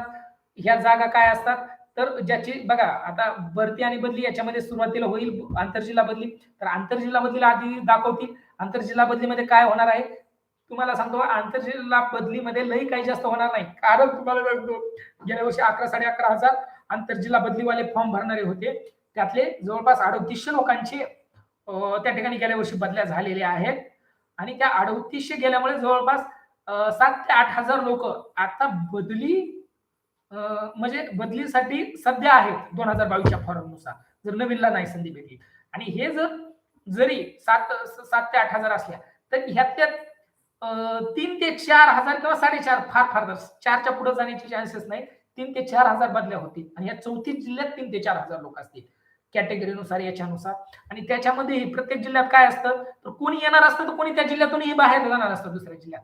म्हणजे हे इकडून तिकडे फक्त होत चालत असतं आणि त्याच्यामुळं काय तर कोणाचाही प्रवर्ग आंतरजिल्हा बदलीत बदलत नाही. जे आज ज्या प्रवर्गात आहेत दुसऱ्या जिल्ह्यात गेले तर त्याच प्रवर्गात आहेत. त्याच्यामुळे भरतीला कोणतीही जागा कमी होत नाही आणि कोणतीही वाढत नाही कोणत्याही प्रवर्गाची. त्याच्यामुळं जरी ह्या जागा भरतीला अगोदर आंतरजिल्हा बदली केली फक्त त्याच्यामध्ये काही आकडे बदलतील. कुठं कमी होतील कुठं जास्त होतील आणि त्याच जिल्ह्यामध्ये काही लोक गेलेले असतील तेवढ्या रिक्त होतील आणि नवीन आलेले तेवढ्या मायनस होतील. म्हणजे कदाचित तेवढ्या जागा किंवा 10-5 महाग किंवा पुढे सुद्धा राहण्याची शक्यता आहे तुम्हाला त्या जिल्ह्यात. असं काही लईच खूप काही वेगळं होणार आहे अशातली काही गोष्ट नाही. हा काही जिल्ह्यात जिथं विशिष्ट कॅटेगरीचे लोक मोठ्या प्रमाणात बदलीसाठी आहेत अशा 4-2 जिल्ह्यात त्या जागा जाऊ शकतात भरती आंतरजिल्हा बदलीसाठी. परंतु त्यांच्या जागा ज्या रिक्त होणार आहेत त्या तुम्हाला 100% भेटतील. ओके. नाना मोरे सांगली जिल्हा सांगा. ओके. मी जे शेअर केलेले आहे त्याच्यामध्ये पहा जर सांगलीच असेल तर ओके. शफिक इमानदार पुणे ओपन जागा होतील का? शफिक सर पुणे जर मराठी माध्यम म्हणत असाल तर शक्यता नाही आहे. जे काय आम्ही त्या संदर्भात काम केलं रोस्टर संदर्भात तर पुण्यामध्ये मला तरी शक्यता कोणतीही दिसत नाही.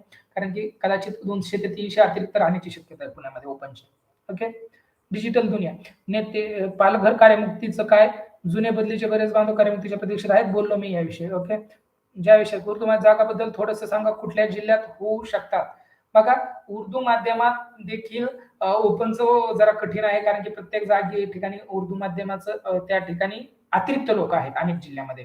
आता मी थोडा मराठी माध्यमाचा अभ्यास केलेला आहे. उर्दू माध्यमाचा खूप अभ्यास केलेला नाही की जे मी तुम्हाला खूप ज्ञान पाजवू शकेल. प्रामाणिकपणे सांगतो. कदाचित ज्यावेळेस मी जर मला वेळ मिळाला तर अभ्यास करून तुम्हाला याच्या संदर्भात आणखी माहिती देऊ शकेल. परंतु सध्या तरी मी एवढा अभ्यास केलेला नाही त्याच्यामुळं जास्त तुम्हाला ज्ञान पाजळण्याचा मला कोणताही अधिकार त्या ठिकाणी नाही. परंतु एवढं सांगतो की जेवढा माझा अभ्यास आहे त्यानुसार मराठी आपल्या हे उर्दू माध्यमात ओपन अनेक राज्यात अनेक जिल्ह्यात त्या ठिकाणी अतिरिक्त आहे. परंतु उर्दू माध्यमात देखील जे मुस्लिम बांधव असतात उर्दू शिकणारे उर्दू शिकवणारे तर हे बरेच ठिकाणी फीजी कुठे येतात ओबीसी मध्ये काही येतात काही अशा कॅटेगरी की ते सुद्धा लोक ह्या दुसऱ्या कॅटेगरीत येतात. तर अशा काही कॅटेगरीच्या असतील तर त्या जागा अनेक जिल्ह्यात रिक्त असू शकतात. तशामध्ये तुम्ही कोणी असाल तर तुम्हाला देखील त्याचा फायदा होऊ शकतो. ओके. त्या जागा जास्त रिक्त होण्याचे चान्सेस आहेत ओपनच्या पेक्षा. ओके. आणि काही जिल्ह्यात होऊ शकतात असं आहे. पण ते पाहिल्यानंतरच तुम्हाला मला ऍक्च्युअली सांगता येईल. अंदाजे मी नाही सांगू शकत तुम्हाला खोटी माहिती नाही देऊ शकत. पंकज मित्रोडकर यावेळेस फॉर्म भरून ही वेटिंग राहिल्यास पुढे काय? बघा यावेळेस फॉर्म भरून ही वेटिंग राहिल्यास काय होईल तर हे येणार वर्ष ठरवेल. त्याच्यावर आताच उगाच आपण चर्चा करण्यात मतलब नाही कारण की ती बोगस चर्चा असते. ओके. मनोज खोकले सर 2022 ला पसंती क्रमानुसार बदल्या झाल्या त्यामुळे सेवाज्येष्ठ शिक्षकांना अन्याय झाला. यावेळेस सर्व पसंतीला सेवाज्येष्ठता धरली जाणार का? तर या संदर्भात देखील आपण शासनाशी हे मुद्दे मांडलेले आहेत की तुम्ही सेवाज्येष्ठतेनुसार करा पसंती क्रमानुसार करू नका. आणि त्यांनी आपल्यापर्यंत जे काही पोहोचवलं त्यानुसार ते असं बोलले होते की आम्ही विषयाची चर्चा करून याच्या संदर्भात काय तो ठरवू नक्की काय शक्य नाही ह्या गोष्टी. मग त्याच्यानंतर नक्की त्यांची काय चर्चा झाली असेल काय असेल ते नक्की सांगता येणार नाही. आणि ती जर चर्चा योग्य झाली असेल, सगळं जर झालं असेल, तर कदाचित तुमच्या म्हणण्यानुसार हे सगळं मार्गी लागेल. ओके, आपण केलेले त्यासाठी प्रयत्न. ओके. अजित लोकरे, लातूर एनटीसीला जागा आहेत का? लातूर मला आठवत नाहीये सर, परंतु बहुतेक एनटीसी अतिरिक्त असेल असं वाटतंय मला, बरं का. लातूरमध्ये एनटीसी कदाचित अतिरिक्त असेल, परंतु ते व्हेरीफाय करावं लागतं. ओके. आणि लातूरचं सगळ्यात महत्वाची गोष्ट म्हणजे लातूरचं रोस्ट पूर्ण याच्यामध्ये अडकलेलं आहे. त्याची चौकशी लागलेली आहे. बाकीच्या गोष्टी आहेत, बऱ्याच भानगडी आहेत. तेथील शिक्षणाधिकाऱ्यांनी वगैरे बऱ्याच भानगडी केलेल्या आहेत रोस्टरच्या संदर्भात. त्याच्यामुळेच ते काय आहे ते त्यांच्या भानगडी बाहेर येणं गरजेचं आहे. मग बघू आता काय आहेत ते, कोण आहेत ते लातूरचे शिक्षणाधिकारी, कारण की त्यांनी मुद्दामून त्या ठिकाणी अनियमितता झाल्याचं चर्चेत आहे. बघूया काय घडतंय ते. ओके, लातूर संदर्भात. त्याच्यामुळे जरी रोस्टरमध्ये मी दिसत असलं तरी काय 19-20 काय होईल हे सांगता येत नाही, किंवा ते बदली पोर्टलला काय भरणार आहेत हे आत्ताच नाही खात्रीपूर्वक सांगू शकत लातूरचं. ओके. लगड सचिन 2022 ला फॉर्म भरलेला आहे, पुन्हा फॉर्म भरावा लागेल का? बहुतेक तरी जर भरलेला असेल, तुम्ही काहीच नाही केलं तर तो राहू शकेल, परंतु शक्यतो तुम्ही सगळं चेक करून घेणं गरजेचं आहे, कारण की कोणत्याच सूचना अधिकृत आणखी आलेल्या नाहीत, काय करावं लागेल ते. ओके. रामेश्वर बडक, या प्रक्रियेत ज्यांची बदली झाली नाही त्यांना वेटिंग वर ठेवणार, मग ज्यांनी फॉर्म नाही भरला त्यांना कधी सामावून घेणार? सर्व वेटिंग संपल्यावरच संधी देणार का हा टप्पा संपल्यावर सामावून घेणार? बघा, ह्या दोन्ही शक्यता नाकारता येत नाही. दोन्ही शक्यता हे ठेवूनच आपल्याला त्या ठिकाणी करावं लागेल, कारण की ही वेटिंगचा जो विषय तो ही वेटिंगवर राहू शकतात आणि नवीनला बी हे येऊ शकतं, किंवा पूर्णच नवीन सुद्धा होऊ शकतं. तर ते आता ते भविष्यावर आहे. आज त्याच्याबद्दल मी काय सांगू? शासनाचे नियम, शासनाचे धोरण आज वेगळं आणि उद्या वेगळं बदलतं, तर मी कोण त्याच्यावर एवढं काय बोलणार? त्याच्यामुळे नाही, माझी पात्रता नाही ते त्याचं उत्तर देण्याची. फारुख शेख, जालना मराठी ओपनच्या जागा किती आहेत सर? जालनाचं सुद्धा जास्त जागा असतील असं वाटत नाही, परंतु रोस्टर मी पाहिलेलं नाही जालन्याचं. ओके. डिजिटल दुनिया, ज्यांची बदली झाली मात्र अजून कार्यमुक्त केले नाही त्यांना सुद्धा जिल्हा बदल करायची संधी मिळायला हवी, कारण ते कार्यमुक्त झालेले नाहीत. विशेषतः पालघरचा प्रश्न खूप मोठा आहे. अनेक वेळा घेतला, झूम मीटिंग मध्ये घेतला, बऱ्याच ह्याच्यामध्ये घेतला, आणि तुम्हाला ती वस्तुस्थिती माहित आहे की त्याला राजकारण माहित आहे, सगळ्या गोष्टी माहित आहे. आणि वस्तुस्थिती अशी की तिथं आपण जरी आपल्याला जरी कोणी सीओचा चार्ज दिला तरी ह्या लोकांना कार्यमुक्त करणं म्हणजे हे जिकरीचं काम आहे. वैयक्तिक ज्याची बदली झाली त्याला जरी चार्ज दिला ना सीओ म्हणून, तर तो कदाचित निर्णय घेईल की आताच नको कार्यमुक्त करायचा. अशी परिस्थिती ओरिजिनलीच आहे. आणि तिथं देखील काही लोकांना त्या अपेक्षा होत्या, काय काय होतं ते मी काही इथं ऑनलाईन बोलणं त्या ठिकाणी योग्य नाही, तुम्हाला सगळं माहित आहे. त्या दृष्टिकोनातून तुम्ही ती चर्चा करा. ओके. त्याच्यामुळं नक्कीच त्यांना संधी मिळायला हवी, ती मिळेल, अगोदर मिळेल, त्यांना प्राधान्यक्रम मिळेल, कदाचित 2-4 दिवसाचा किंवा एकत्र सुद्धा होऊ शकतो. परंतु तुमची कार्यमुक्त आधीमुळे झाल्यामुळे, म्हणजे तुम्ही आदल्या बदली प्रक्रियेतले असल्यामुळे तुम्हाला ज्या वेळेस तुम्ही नवीन जिल्ह्यात जाल तिथं रुजू व्हायला, तर तुम्हाला तो प्राधान्यक्रम नक्कीच भेटेल. म्हणजे ह्याला तुम्हाला फायदा होईल त्याचा. शाळा मिळवण्यासाठी तुम्हाला खरं सांगतो, पालघरवाल्यांना उलट सगळ्यात जास्त फायदा होईल. जरी एकाच वेळी झाले ना, तुम्ही सिनियर असताल, ज्या वेळेस जास्त जागा दाखवली तर तुम्हाला खूप मोठे ऑप्शन असतील. तुम्हाला कदाचित इथं 1 वर्ष राहणं तुमचे पुढचे 10 वर्ष, 10-15 वर्ष खूप चांगले जातील. बघा मी काय म्हणतोय, तुम्ही म्हणताल आमटे सर काय बोलले होते, तर तुम्हाला मी आज सांगतो, तुम्हाला खूप फायद्याचं ठरणार आहे. हे 1 वर्ष तुम्ही काढलं मान्य आहे, परंतु हे 1 वर्ष कदाचित तुम्हाला खूप चांगली शाळा तुमच्या जिल्ह्यामध्ये अत्यंत जवळची जागा मिळवून देऊ शकतं. हे माझे शब्द आहेत तुम्हाला. तर बघा, जर असं झालं तर खरंच खूप तुमच्यासाठी ते चांगलं असेल. तुम्ही हे काढलेले दिवस सुद्धा तुम्हाला काही त्याचं वाटणार नाही. मला पूर्णपणे खात्री आहे. ओके. ओके. माझी शाळा माझे विद्यार्थी, सोलापूर ओपनच्या जागा अपडेट बद्दल माहिती सांगा. ओपनच्या जागाचं जर सांगायचं झालं तर ओपनला जवळपास 288 ईडब्ल्यू सहित किंवा सोडून असतील, परंतु 288 ओपनच्या जागा होत्या. परंतु तिथे देखील जागा भरताना असं समजतंय की त्यांनी जागा कमी दाखवलेल्या आहेत, काही इश्यू त्या संदर्भातले. आता ते सगळे त्याच्यावर बोलणं इथं नाहीये, परंतु जर सगळ्या गोष्टी असतील तर कदाचित 288 पैकी फक्त आंतरजिल्हा बदलीसाठीच होती जागा मिळालेल्या असतील, असे ही चान्सेस आहेत. ओके. नाना मोरे. सांगली ओपनच्या जागा कळतील का? डाटा नाही माझ्याकडे. चुकीची माहिती नाही देऊ शकत. अकोल्यात जागा दाखवत नाही. मग ते बदल्या होणार नाहीत का? सर तुम्ही जर ती पी-डी-एफ मी शेअर केलेली 2-3 दिवसापूर्वी त्याच्यावरून जर बोलत असाल, तर ती फक्त 17 जिल्ह्याची माहिती आहे. 34 जिल्ह्याची नुसते नाव असले तरी ती माहिती 17 जिल्ह्याची त्याच्यामध्ये कलेक्ट झालेली नाही. आणि त्याच्यामुळे ते जागा दाखवत नाहीत किंवा ती आंतरजिल्हा बदली पोर्टलची माहिती आहे असं नाही. कदाचित तुम्ही माझी त्या दिवशीची लाईव्ह त्या ठिकाणी ऐकलेलं नसेल म्हणून तुमचा तो संभ्रम निर्माण होत असेल. परंतु प्रत्यक्ष वस्तुस्थिती तशी नाहीये. ती काही आंतरजिल्हा बदली पोर्टलवर भरलेली माहिती अजिबात नाहीये. पहिली गोष्ट ही लक्षात घ्या. ती फक्त एक संकलन आहे. जे रोस्टरचं आहे ते शासनाकडे पाठवलेल्या माहितीचं एक संकलन आहे. ओके. आणि ते 17 जिल्ह्याचं आहे, 34 जिल्ह्याचं नाही. त्याच्यामुळे जर कुठं तुम्हाला तिकडे अकोल्याची जागा दिसली नसेल त्याच्यावरून त्या अकोल्याच्या जागाच नाहीत असं कोणीही संभ्रम निर्माण करू नका. ज्या जिल्ह्याचे ब्लँक रिकाने आहेत आणि फक्त शेवटी एकूणच 0 लिहिलेलं आहे. परंतु इकडल्या रकाने संवर्गणी आहे, प्रवर्गणी आहे ते ब्लँक असतील तर त्याचा अर्थ ती माहिती अप्राप्त आहे.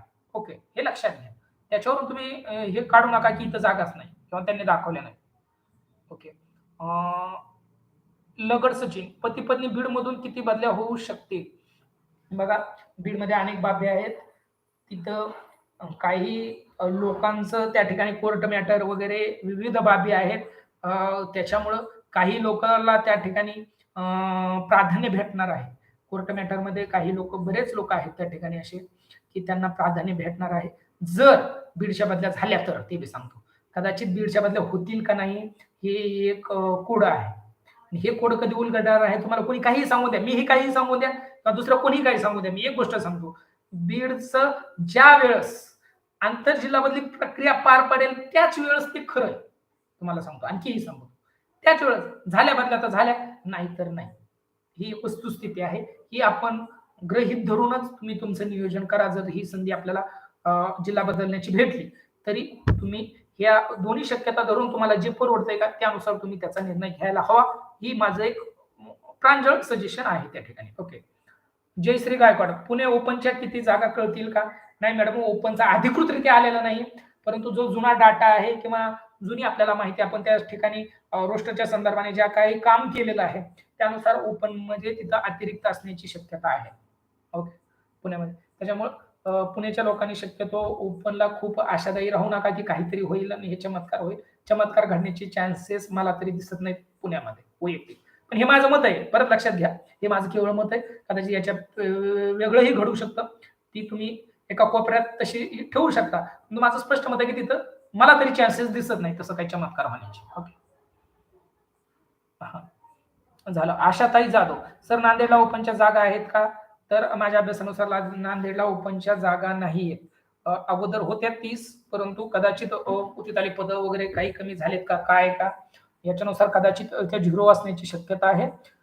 परंतु जर त्या असतील किंवा काही कारणाने जर असतील तर 30 पर्यंत फार फार तर होऊ शकतं. परंतु जी माहिती मिळते ती 0 जागेचीच मिळाली मला नांदेडची. ओके. त्याच्या अगोदर 30 जागेची माहिती होती पण नंतर जी मिळाली ती 0 जागेची माहिती. ओके.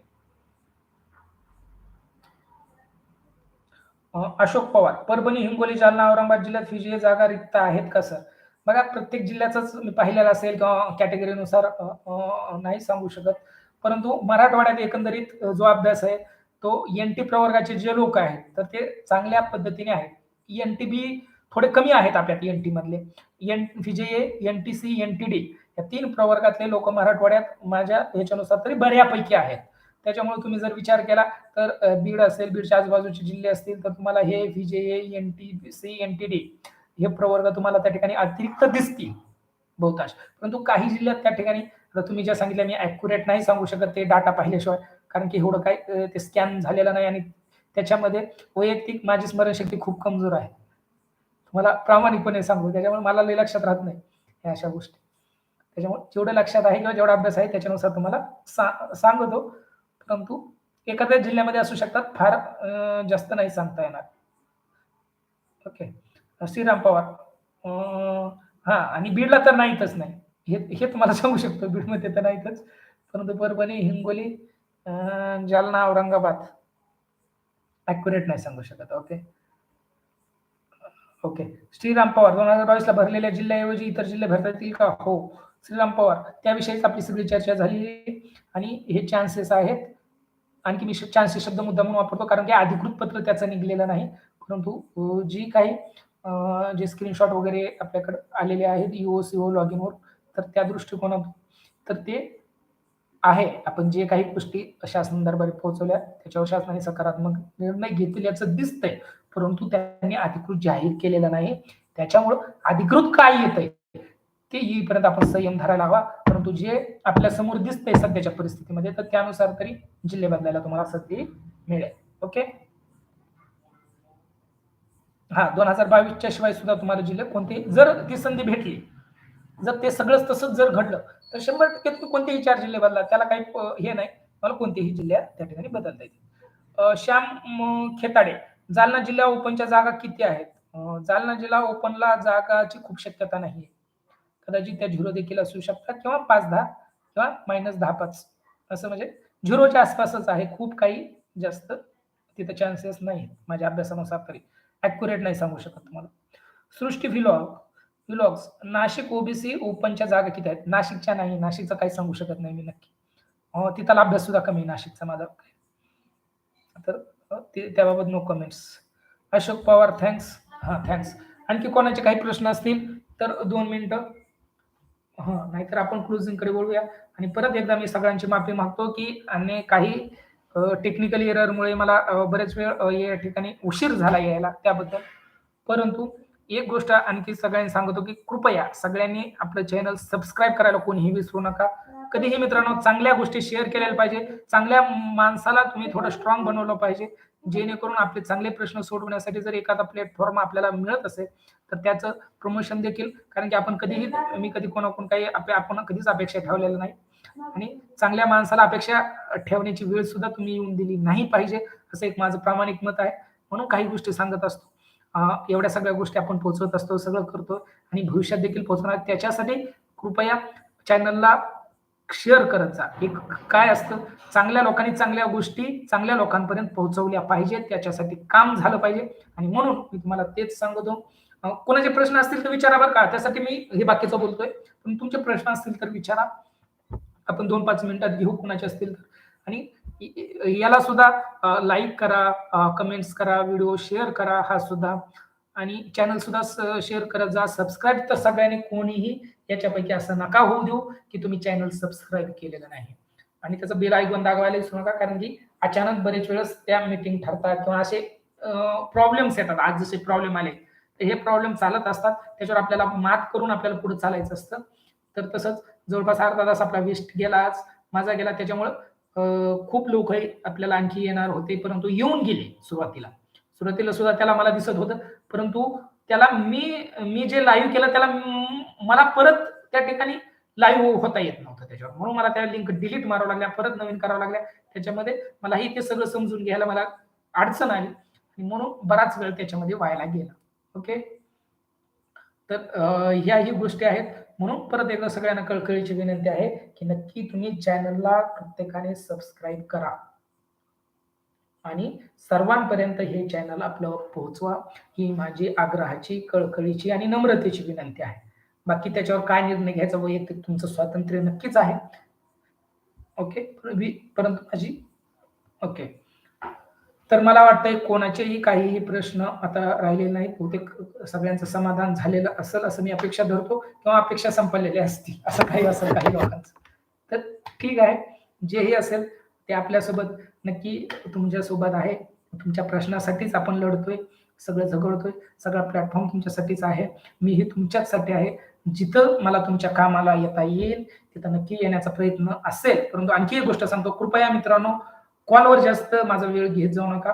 मला एक घाण सवय, मी कोणाचाही कॉल टाळत नाही. परंतु मला काय आहे, बाकीच्या सगळ्या गोष्टी असतात, तर खूप अडचणी त्या ठिकाणी निर्माण व्हायला लागल्यात आणि ती ज्यावेळेस आपण मीटिंगवर येतो किंवा हे लाईव्ह घेतो, याचा मेन उद्देश तोच असतो, की लोकांना प्रॉपर माहिती योग्य ती किंवा त्यांच्या मनात ज्या शंका व्हायला लागलेल्या आहेत, जे वेगवेगळे काहूर उठायला लागले, त्याला काही आपल्याला दिशा देता येईल का किंवा त्यांच्यापर्यंत काही त्यांचे प्रश्न शमवता येतील का? याचसाठी आपण लाईव्ह करतो, याच्यासाठी वेळ काढतो, बाकीच्या गोष्टी करतो. परंतु काय व्हायला लागलेलं आहे आजकाल, इतके फोन येतात, की फार वेड व्हायची वेळ आलेली आहे आणि त्याच्यामुळे मला ते कोणाचा फोन टाळणं म्हणजे एखाद्याचा अपमान करणं असं वैयक्तिकरित्या वाटतं. म्हणून मी फोन तुमचे टाळू शकत नाही. तो मोह टाळता येत नाही. त्याच्यामुळं अनेक अडचणी त्या ठिकाणी मला वैयक्तिक निर्माण होत आहेत. म्हणून कृपया विनंती आहे, तुमचे जरी प्रश्न असतील, तुम्ही WhatsApp, Facebook, आता हे YouTube आहे, याच्या खाली विचारत जा. मी त्या सुद्धा प्रश्नाचे तुम्ही जर मागच्या व्हिडिओचे बघितलं असेल ना, तर तिथं सुद्धा उत्तरं त्याला कमेंटला सुद्धा रिप्लाय देतो. ते शक्य आहे. आणि YouTubeला सुद्धा आता WhatsAppचं सुद्धा तुम्हाला सांगतो, WhatsAppला सुद्धा इतके ग्रुप आहेत, इतके लोक आहेत. कोणती कमेंट कुठं जाते मलाच वेळ लागत नाही. चांगल्या सुद्धा महत्त्वाचे सुद्धा कमेंट्स कधी-कधी ते पाहण्यात येत नाहीत. कारण की लोड होतो बऱ्याच गोष्टीचा. कारण की ते सुद्धा अनेक ग्रुप मग कधी कोणाचा लिफ्ट करायची, कोणी जर आपल्याला ॲड केलं तर ते सुद्धा लिफ्ट का मी कधी करत नाही ग्रुप. त्यामुळे एवढे ग्रुप झालेले आहेत ह्याला पार ते हँग होऊन जातं WhatsApp सुद्धा. तर ह्या बी बऱ्याच अनेक अशा काही गोष्टी आहेत. तर त्याच्यामुळं WhatsAppला सुद्धा मर्यादा आता यायला लागलेल्या आहेत. प्रत्येक कमेंटला रिप्लाय देतात. परंतु ह्या इथं मर्यादित कमेंट्स असतात. नक्की इथं करत जा तुम्ही. नंतर जरी जर कोणी व्हिडिओ पाहत असतील, तुमचे प्रश्न असतील तर नक्की मांडा. तुमच्या प्रश्नाला देखील तिथं मी कमीत कमी तिथं उत्तर देणार, हे मी तुम्हाला खात्रीपूर्वक सांगतो. ओके. हां, शफीक जमादार म्हणताय तुमचा कार्यरत जिल्हा. मी नंदुरबारमध्ये कार्यरत आहे शेख सर. ओके. आणि प्रॉपर मी बीडचा आहे. आणखी दुसरी एक ओळख सांगतो. प्रॉपर माझा जिल्हा बीड आहे. मी कार्यरत नंदुरबारला आहे. ओके. इंदल राठोड सर, फिजी आहे नाशिकमध्ये. हां, नाशिकविषयी बोललो सर मी. नाशिकचा माझ्याकडे डाटा नाही आहे आणि अभ्यासही नाही. तर नाशिकमध्ये नक्की काय असेल किंवा कोणत्या प्रवर्गाचं कसं असेल, हे सांगायला मी असक्षम आहे. चुकीची माहिती नाही तुमच्याकडे प्रोव्हाईड करू शकत. ओके. बालाजी रामसिंग चव्हाण सर, पती-पत्नी एकत्रीकरण बद्दल बोला सर. कदाचित तुम्ही आलेले नसतील सुरुवातीपासून नसतील, तरी पण डबल बोलतो. याच्यावर बोललो. पती-पत्नी एकत्रीकरणात 2-3 गोष्टी आहेत. एक म्हणजे तुम्ही पती-पत्नी एकत्रीकरण म्हणजे एकमेकाकडे एकमेकाच्या जिल्ह्यात जाणं आणि जे काही मला माहिती समजली त्याच्यानुसार कदाचित यावेळेस पती-पत्नी एकत्रीकरणामध्ये केवळ तुम्हाला पती-पत्नीचा जिकडे एकत्रीकरण करायचं आहे तो एकच जिल्हा दिसण्याचे चान्सेस आहेत. हो, तुम्हाला त्याच्यामध्ये संवर्ग 2 चा लाभ मिळेल.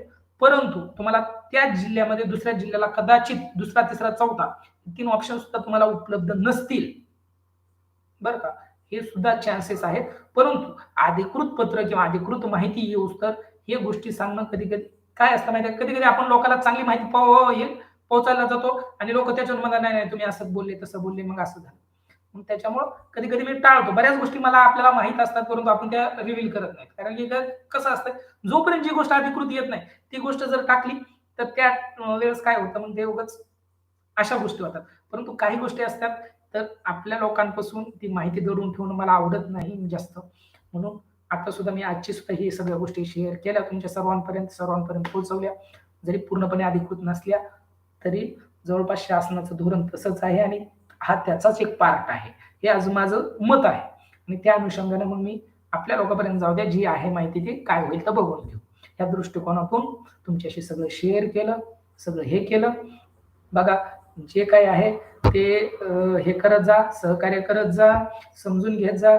खूप काही मी काही कुठं तुम्हाला कधी माझं असं इंटेन्शन नसतं की तुमच्यापर्यंत चुकीची माहिती पोहोचवणं किंवा उगाच काहीतरी प्रसिद्धीसाठी काहीही माहिती देणं. म्हणून मी जास्तीत जास्त कशी तुम्हाला योग्य माहिती देता येईल याच्यासाठी प्रयत्न असतो. परंतु कधी-कधी मतांतर समजून घेण्याची अक्षमता, कारण की मीच तुमच्यासारखा सर्वसामान्य व्यक्ती आहे. काही आपण स्पेशल नाही किंवा आपल्याला ही शासनाचा काही लईच खूप स्पेशल असेच आहे किंवा शासनातलं सगळंच आपल्याला माहीत असतं अशीही कोणती गोष्ट नाही. मी तुमच्यासारखा सर्वसामान्य एक शिक्षक आहे आणि त्या सगळ्या आपल्या अभ्यासाच्या, आपल्या वेगवेगळ्या चॅनलच्या माध्यमातून असेल, वेगवेगळ्या संपर्काच्या माध्यमातून ज्या माहित्या एकत्रित येतात, त्या अनुषंगाने जे काही मत माझं वैयक्तिक ठरतं, ते मी तुमच्या सर्वांसमोर शेअर करत असतो, ते देत असतो. असं गरजेचं नाही की मी बोललं म्हणजे ते 100% खरं असेल. तसा 100% माझ्यावर कोणी कधी विश्वास ठेवू नका, हेही मी तुम्हाला सांगतो. कारण की मीही माणूस आहे. मीही कधी-कधी विचार करायला चुकू शकतो. चुकीच्या दिशेने जाऊ शकतो. कदाचित याच्यापेक्षा अधिक काही माहिती असेल तर तुम्ही माझ्याशी शेअर करत जा किंवा जास्त योग्य असेल तर ती देखील शेअर करत जा. हरकत नाही किंवा मी कधी कोणाला असं समजत नाही कधी. त्याच्यामुळं तीही गोष्ट सगळ्यांनी लक्ष देऊन ठेवा. शफीक जामदार सर म्हणतात, खूप छान मार्गदर्शन, धन्यवाद. तुमचा देखील आभारी आहे. तुम्ही इतका वेळ त्या ठिकाणी हे करून सगळं काही ऐकत बसलास, मला सहन करत बसलात, त्याबद्दल मी तुमचा सगळ्यांचा देखील मनापासून आभारी आहे. बालाजी रामसिंग चव्हाण, धन्यवाद सर. हा तुमचे देखील सर्वांचे मनपूर्वक आभार. उमर शेख सर, काही गोष्टी अधिकृत नसल्या तरी तुम्ही जे सांगितले तेच होत आहे, आमचा अनुभव आहे. कारण सर, मी शक्यतो नाही चुकीचं काही सांगत. असं पण परंतु तरीही काय असतं माहिती का? म्हणजे असं होऊ शकतं ना, आपले मत-मतांतर आहेत ते. आज नाही झालं, कधीतरी होईल ना. कधीतरी कदाचित त्यांचा निर्णय नंतर बदलेल, कदाचित मी अगोदर सांगेल आणि कदाचित असं होईल कधी ना कधी ते. होऊ शकतं याच्यामध्ये. कारण की मला कसं आहे, आपल्या लोकांपर्यंत लवकर पोहोचलं पाहिजे. लोकांमध्ये संभ्रम निर्माण नाही झाला पाहिजे. ही प्रामाणिक भावना असते त्याच्यामागं. त्याच्यामध्ये आणि शक्यतो मी 99 नाही 100% टाळतो की खोटी माहिती येण्यापासून किंवा तुमच्यापर्यंत पोहोचवण्यापासून. परंतु ती खोटी नसते, असं माझं मत असेल कधीतरी आणि ती वेगळं निघू शकतं. हे सुद्धा तुम्ही लक्षात घेतलं पाहिजे असं वाटतं. कारण की कधी-कधी कसं होतं नाही का, आपण खूप अपेक्षेपेक्षा जास्त एखाद्या व्यक्तीवर विश्वास ठेवतो आणि कधी अशी घटना घडली की म्हणतो, "नाही बघा, त्या माणसावर आपण एवढा विश्वास ठेवला आणि तो बघा खोटं निघलं का नाही." असंही व्हायला नको.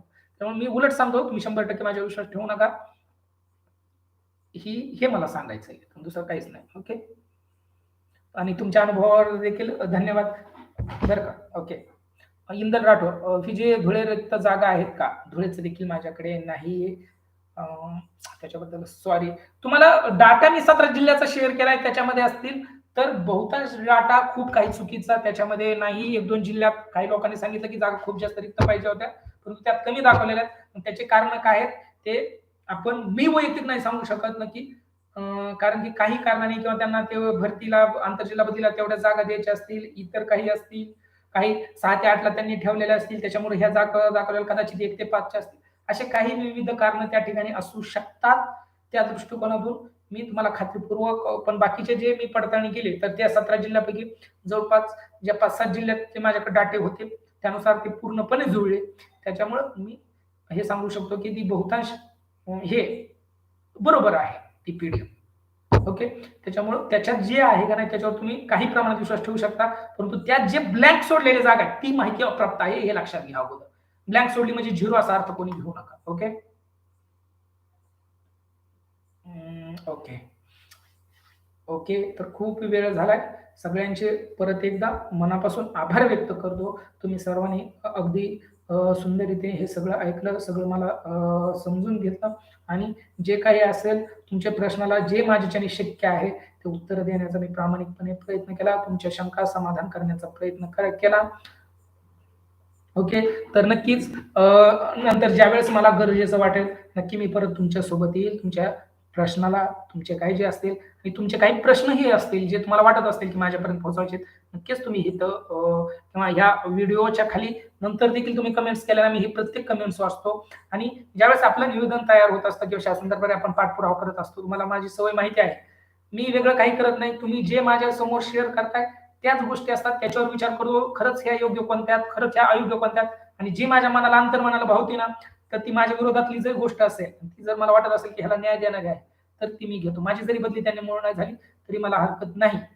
परंतु त्या व्यक्तीला अ, हे भेटला पाहिजे त्याचा लाभ, त्याचा हक्क आहे तो त्याला भेटला पाहिजे. ह्या मतावर मी काम करतो पहिल्यापासून आणि म्हणून जर तुमचं तसं काही असेल, तर तुम्ही बघा या चॅनलचा याच्या खाली तुमच्या कमेंट्स करू शकता. हा व्हिडिओ पब्लिश झाल्यानंतर. बघा ही लाईव्ह चॅट त्या ठिकाणी दिसत नाही. तुम्हाला आणखी एक सांगतो. आताची जी चॅट आहे ह्याच्यात अनेक प्रश्न आहेत. परंतु ज्यावेळेस आता ही आपली चॅट बंद होईल, त्याच्यानंतर नवीन 0 पासून कमेंट सुरू होतात. कारण की हे कदाचित जे व्हिडिओ बघतायत त्यांना हे बाजूला दिसेल, परंतु खाली जे येतात ना कमेंट त्या वेगळ्या असतात. मग त्या कमेंटमध्ये तुम्ही मांडा. हे याच्यामध्ये परत पाहणं होत नाही पूर्ण हे. परंतु तिथं जर तुमचं काही राहिलेलं असेल, किंवा जे नंतर ही व्हिडिओ पाहतील, त्यांनी कमेंटमध्ये तुमचे मुद्दे सगळे मांडा. नक्कीच तुमचे मुद्दे जर योग्य असतील, तर त्याचा विचार किंवा त्याचा पाठपुरावा करण्यासाठी मी 100% त्या ठिकाणी आमची संघटना पूर्ण शिक्षक महासंघ महाराष्ट्र राज्य, आमची राज्य कार्यकारिणी त्यासाठी हवे ते सगळं काही प्रयत्न करेल. हे मी तुम्हाला त्या ठिकाणी जाणीवपूर्वक त्या ठिकाणी लक्षात आणून देतो. ओके. आणि हे तुम्ही अनुभव घेतलेला असेल. तुमचे प्रश्न कदाचित तुम्हाला माहीतही नसेल आणि तुम्हाला वाटलंही नसेल, अपेक्षा नसेल आमटे सर आपले सोडवतील, पण परंतु ते आपण सोडवलेले आहे. तुम्ही पाहिलेलं आहे, अभ्यास केलेला आहे आणि जर तुमचं तसं मत असेल तरच करा. नसेल तुम्हाला वाटत तर तुम्ही करावाच असं काही माझा आग्रह नाहीये. ओके. चला. ओके. ओके. काही कमेंट्स तरी वाचतो मी. नवीन नाही, जुन्यात. सॉरी. ओके. सगळ्यांचे परत एकदा मनःपूर्वक आभार आणि या ठिकाणी आपण थांबूयात. लवकरच भेटूयात. काही ज्या काही गोष्टी असतील त्याबद्दल धन्यवाद.